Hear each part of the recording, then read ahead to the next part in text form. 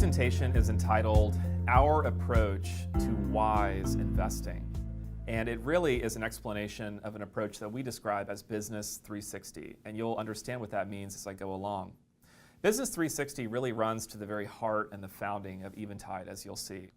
We believe that truly wise investing means partnering with companies that excel at creating value for others. I just want you to ask yourself, how would I define wisdom? I typically hear that wisdom means a kind of, street smarts or knowledge applied skillfully. The Greek word for wisdom, phronesis, it translates in English to wisdom or practical wisdom. There were two meanings embedded in this word, phronesis or wisdom. It was smart action that was aimed at doing the right thing. The word in ancient Hebrew was chokmah, and it translates to our English word wisdom. And here again, we find that wisdom means what's smart and what's right together. This is Craig Bartholomew, and he says that wisdom offers a double advantage. It enables one to please God, that would be doing the right thing, and enables one to negotiate life successfully, doing the smart thing. And he says that for Hebrew wisdom teachers, doing what's right and doing what's smart were so bound up together that it would be impossible to dissociate these two concepts. If you read commentaries on these books, it actually says that the category of people that are the wise and the category of people that are the righteous, that we might think of those as separate categories, but they're actually co-referential terms. They refer one to another. They describe the same type of person. Having this now historical view of wisdom being both smart and right, I want to take and apply this to investing. What would a wise approach to investing look like? It would have to be as concerned with people as it is with profit. It's difficult for us to think about these two concepts being brought together. But I think when we take a closer look at how a business operates, we can see that profit and people are not opposing concepts. I think this opposition melts away. So I want to talk to you about shareholders and stakeholders. Shareholders, we know, of course, that's the beneficial owners of the company. That's your investors. That's you as a fiduciary seeking maximum return for a minimum amount of risk. Now, stakeholders are all of the other relationships in a business. That would be your customers, employees, suppliers, host communities, the places where the business is physically being operated, the natural environment, and society broadly, those six. These are what we would call the stakeholders in a business.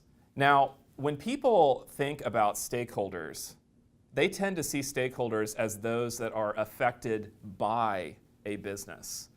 These are the groups that are left holding the bag when business gets greedy, and those to whom business should have a sense of responsibility. And all of that's true. But what we at Eventide would say, what is underappreciated is the effect that stakeholders have back onto the business, the effect that stakeholders have on business success. And as we take this journey of seeking to apply a wise framework, what's smart and what's right in investing, we will show how creating value for stakeholders, in our view, can lead to long-term investing success for shareholders. I want to begin this journey by just talking briefly about intangible asset value. All of this stakeholder information that we've just been describing would have to be categorized as a company intangible. Serving your employees, for example, doesn't show up on your balance sheet. So I want to just talk for a moment about tangible kinds of value and intangible kinds of value. There are really only two types of assets that any business has. It has what are called tangible assets and then intangible assets. Tangible assets, as the definition implies, are anything that you can touch, that you can put your hands on. That would be physical assets, things like equipment, buildings, and it would also be financial assets, things cash in the bank. And so physical assets and financial assets together comprise tangible assets, things you can touch. Intangible assets are all of the things that are valuable to a business, but that you cannot put your hands on. You can't touch them. They are intangible. This would be a company's entire IP estate, its intellectual property. It would be the value of its research, its patents, its technology, the value of its people beyond what they're paid. It would be goodwill. All of these things are examples of intangible asset value, including things that begin to get in the really fuzzy category, things like brand and brand reputation, which we'll be driving at here today. Okay, so now that we have these categories of content, intangible and tangible types of assets, I want to show you how these have changed over time. So there's been somewhat of a dramatic shift in the way that companies are valued in the market today. So if you go back to 1970 and look at these two kinds of asset value, 83% of company value in the S&P 500 was coming from tangible assets. Now, over the last 40 years, there's been an inversion in this relationship where now 87% of company value is coming from intangibles. This makes intuitive sense if we think about the way that business models have changed. Many businesses no longer have as many physical assets. They can operate without having an inventory. If you think about companies like Facebook, they don't have physical offices, or they're not selling any products or inventory.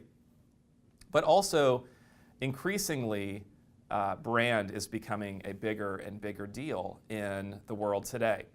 This is a person who has been observing this trend, Rick Frazier, and he says, quantitative investment analysts have all been slicing and dicing the same 20% pile of tangible asset information for a very long time. At this point, it seems like they're all trying to squeeze alpha blood from the same information rock. Meanwhile, the intangible asset information that makes up about 80% of corporate value is still largely virgin soil, and we would agree with him. So I want to think about, okay, we have this category of intangibles that is an interesting area of exploration as we go forward in thinking about wise investing. How do we zoom in a little bit more specifically around the value of companies doing the right thing, that are serving people especially well? One of the ways that we can sort of get our hands around this is by looking at companies that are popularly considered to be admired. And we can see how those companies have performed. So the most famous of these admired lists is Fortune magazine's World's Most Admired Companies list. And these are companies that are surveyed to be the most admired companies in the world. So if we just took the top 10 and we took these top 10 companies and we made a portfolio, and then we changed the portfolio every year that Fortune updates its list, and we just measure the performance of this portfolio over time. An investment in that portfolio more than doubles an investment in the S&P 500 from 1983 to the most recent Fortune list in 2017. That translates to 2.46% annualized outperformance. That's actually a very significant amount of performance when you think that most of these companies are S&P 100 companies, and you think about the great difficulty that large cap managers have in eking out outperformance versus their benchmark. This is the performance that I've just described displayed. So you can see the significant outperformance of the Fortune portfolio over time versus the S&P 500. And it's interesting to note that the study looked at investing in this hypothetical portfolio on the date that the information was released, as well as waiting 5, 10, 15, 20 days later. And basically, the performance you get from the hypothetical portfolio is essentially the same. And what this shows is that the market is underreacting to the presence of this information contained within the Fortune study. The market is underreacting to the presence of these admirable companies. This should cause believers in the efficient market hypothesis to pause for a moment. If all this information is being consumed by the market, basically obliterating any investment advantage, then there would be nothing for us to look at in this fortune study. But there's something here about admirable companies that people are not paying attention to today. And I believe that it can lead us down the path towards our exploration into wise investing.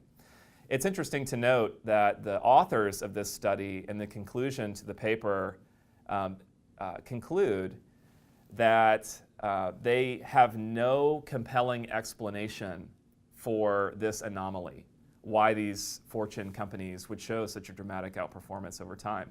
Could it be that admirable companies are this underappreciated source of outperformance? Let's go further. I lived in San Francisco for almost 2 years recently, and this comes off of the streets in San Francisco. It's a sandwich board out in front of a restaurant that says, "Come in and try the worst gin and tonic that one girl on Yelp ever had." So why am I telling you about Yelp? It turns out that Yelp is built off of this book. This book was written by Fred Reichheld, and the book makes a very bold claim. It says that there is one question, a so-called ultimate question, that you can ask your customers. And the answer to that question will dictate how your business will perform going into the future. It says on a scale of 0 to 10, how likely are you to recommend our company to friends and family? This is exactly Yelp's business model. It was built precisely off of this book. It's the same basic logic. You choose the score and you explain the score. From this so-called ultimate question, you get a score called the Net Promoter Score, and it works like this. You have the how likely question. Then if you score a 0 to 6, you're very unhappy, right? You are not at all likely to go on and recommend this company to friends and family. If you score a 7 or 8, pretty good score, you are actually somewhat neutral. You are considered a passive in this methodology. You're satisfied, but not enthusiastic. Only those who score a 9 or a 10 on this question are extremely likely to go on and make a recommendation to friends and family. The Net Promoter Score arrives from the breakdown of these customers. So you take the percentage of your happy customers, your promoters, and you subtract out your angry customers, your detractors. So it is a scale from plus 100 to minus 100. And if you have an equal number of happy and unhappy customers, those are offsetting, right? So you get a score of 0.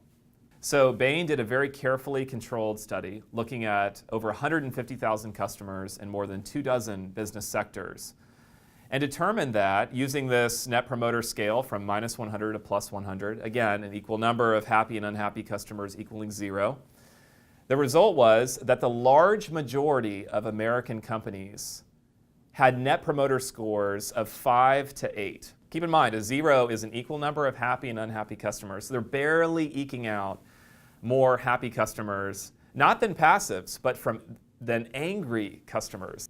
They found that some entire industries had negative Net Promoter Scores.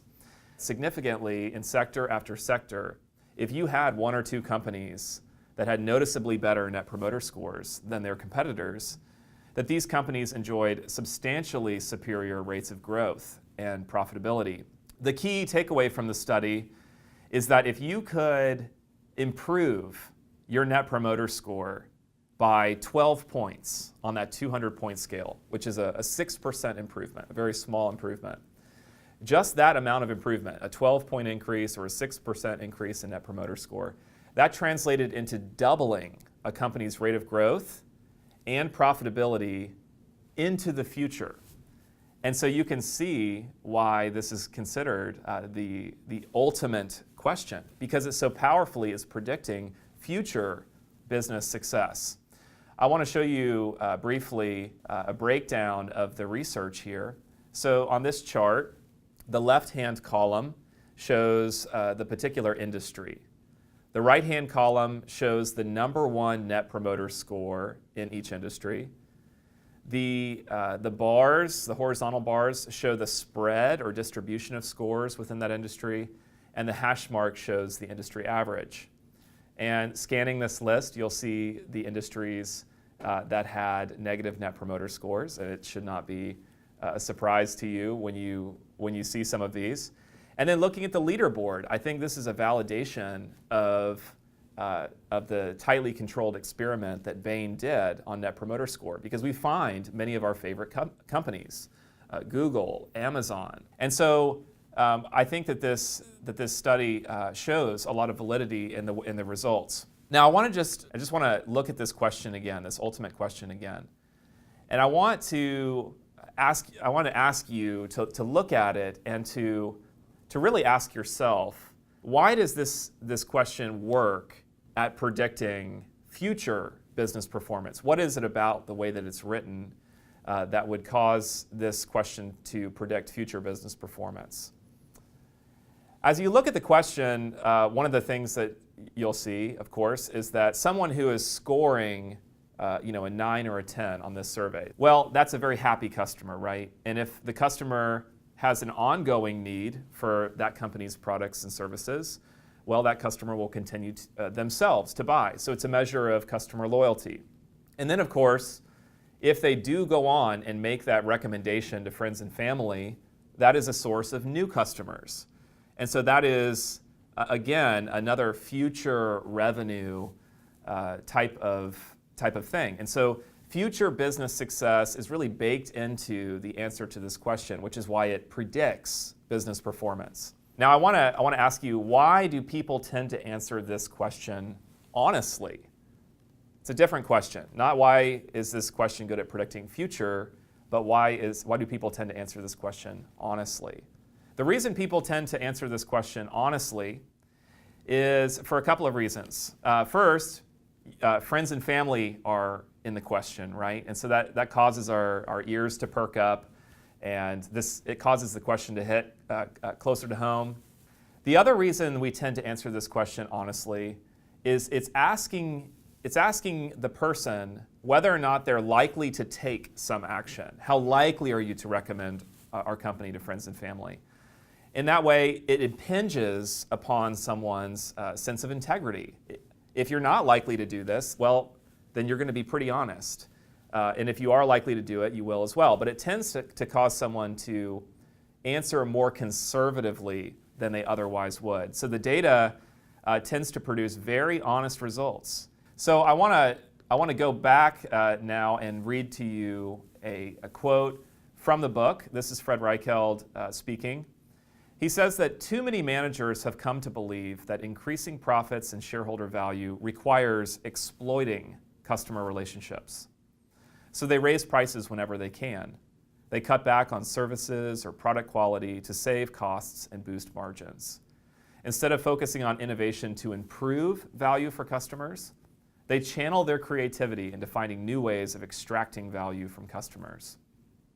In short, companies regard the people who buy from them as their adversaries, to be coerced, milked, or manipulated as the situation permits. The golden rule, treat others as you would like to be treated, is dismissed as irrelevant in a competitive world of hardball tactics. Customers are simply a means to an end, fuel for the furnace that forges superior profits. But this view is utter nonsense. Companies that let themselves be brainwashed by such a philosophy are headed into the sinkhole of bad profits, where true growth is impossible.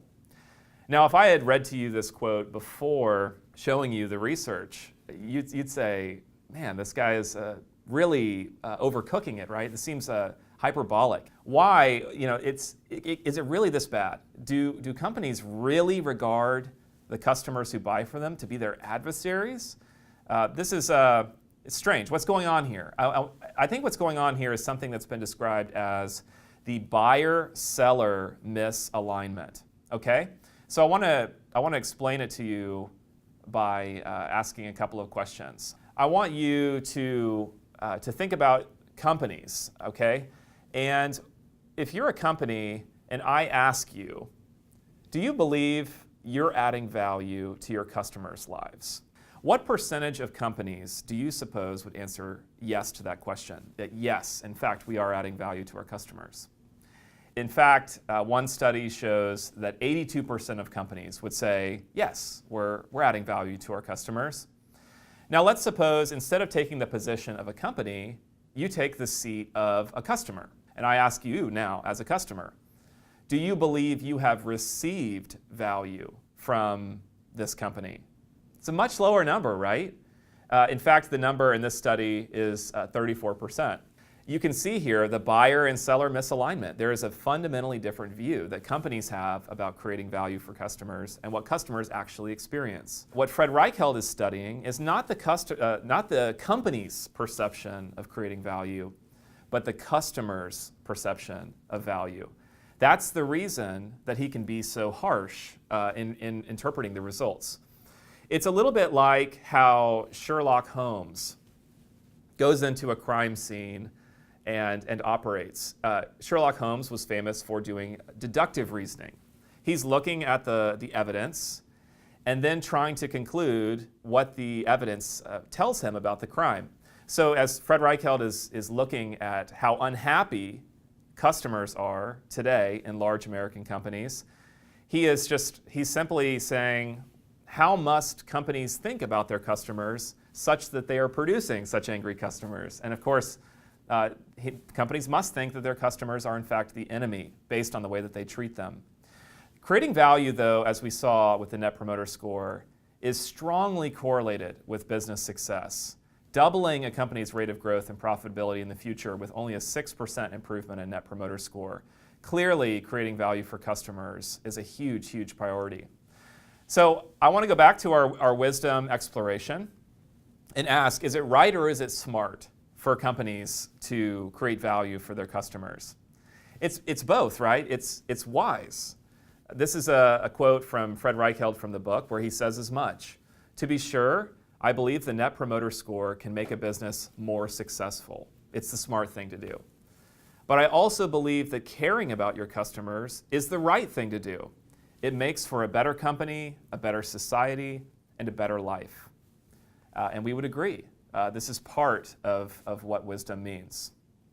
Okay, so if we take Fred Reichheld's research, I want to begin building for you a diagram that we use at Eventide called Business 360. If we take his research and we map it, we have minus 100 to plus 100 and the 0 point. And you can see here that the outer green band represents creating value in Fred Reichheld's terminology. It represents companies that are serving their customers. The inner red zone is, of course, what you want to stay away from, what you want to avoid. That is value extraction. That is where the company is serving itself. It's really serving its profit priority at the harm or expense of its customer base. Okay, so I want to just wrap up Net Promoter Score and take us in the direction of looking at another aspect of company. So NPS, we know, stands for Net Promoter Score. But if you read the book, Fred Reichheld actually begins to say that, in order to delight customers, what you really need is another kind of NPS. You need a Net Promoter system, a system of operations management that really allows or drives the company to create value for customers, that bakes it into the process of day-to-day business. And in fact, he says there's even a need deeper still at companies, another kind of NPS, and that would be a Net Promoter spirit to animate the entire company, to really be embodied in all of the employees of the business so that they can delight customers to such a degree that it leads to a high-performance business. So we've talked about customers as a stakeholder. I want to now talk about employees, because as we see, Net Promoter Score critically depends upon having a system of operations management and really great employees serving customers. Here is a full-time help wanted ad. Full-time store help wanted. Well, here's what you get. You get poverty level wages, a chaotic schedule, no training, poorly designed work, and no meaning or purpose. This is a bad job, right? Nobody wants this job. This is a job that many, many people have within low-cost retail. But it turns out that these bad jobs are bad not only for employees, but bad also for investors. And this is the contention that is made by this book, which is written by Zeynep Ton. It's entitled The Good Jobs Strategy.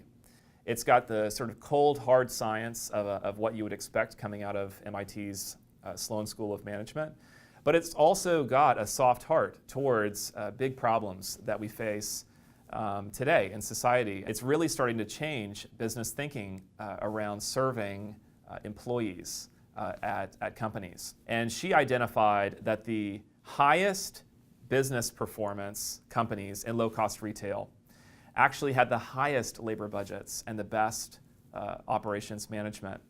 And this is paradoxical, right? Well, it comes from human-centered operations strategies. The key to success that she found in the most successful companies, there was really two things going on. The company had excellent operations management, and it was investing in its employees. There were four components to the operations management piece. They're operate with slack, offer less, cross-train, standardize, and empower. And the crown jewel or the centerpiece of human-centered operations is that you must invest in your people. I think the logic of Zeynep Ton's book is illustrated nicely by a quotation from Herb Kelleher, who was the co-founder and former CEO of Southwest Airlines. "We take great care of our people, they take great care of our customers, and our customers take great care of our shareholders." Is it right or is it smart to serve employees? It's both, right? It's wise. This is a quote from the book. The Good Job Strategy is a sustainable strategy in which everyone wins. She describes four different groups winning. The employees win, right? They have good jobs. The customers win. They're being served well. The investors win. She found that the companies with the best investment performance were offering the best jobs. And she says the icing on the cake is that society also wins.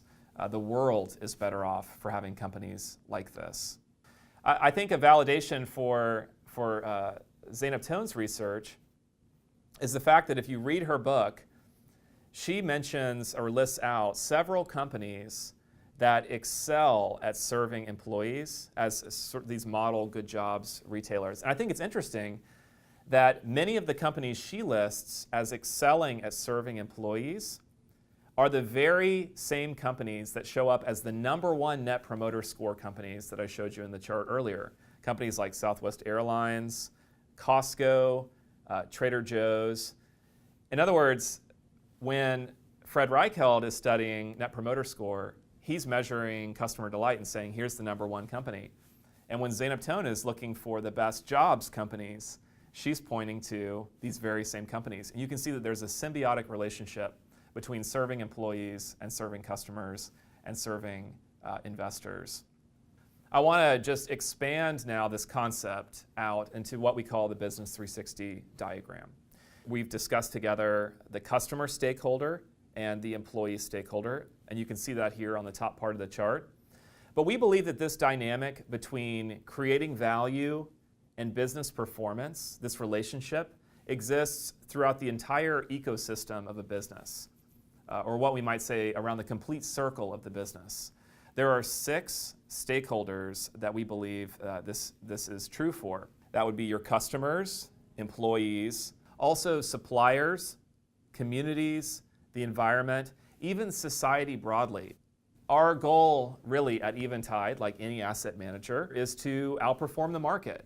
But we believe that we are going to do that by investing in companies that really excel at creating value for others, that operate with a kind of integrity, and that profit from ethical and sustainable activities.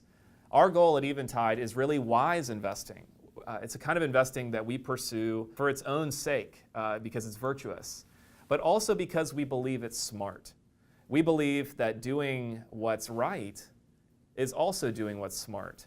There are 2 real dimensions to this. One, we want to avoid those companies that really are extracting value from one or more of these stakeholders.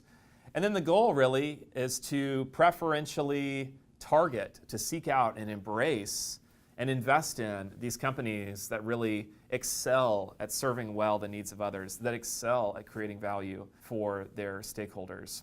This is what a business would look like if you were to score one where they were delighting customers, they had a modest amount of value creation for employees, but then they had a real problem with suppliers and communities. This is a company we would seek to avoid. And really the goal is to seek out companies like this, right? Nice rich green all the way around the circle of the business, no problem areas. The ideal company would be full green all the way to the extents of this diagram. That would be your so-called perfect company.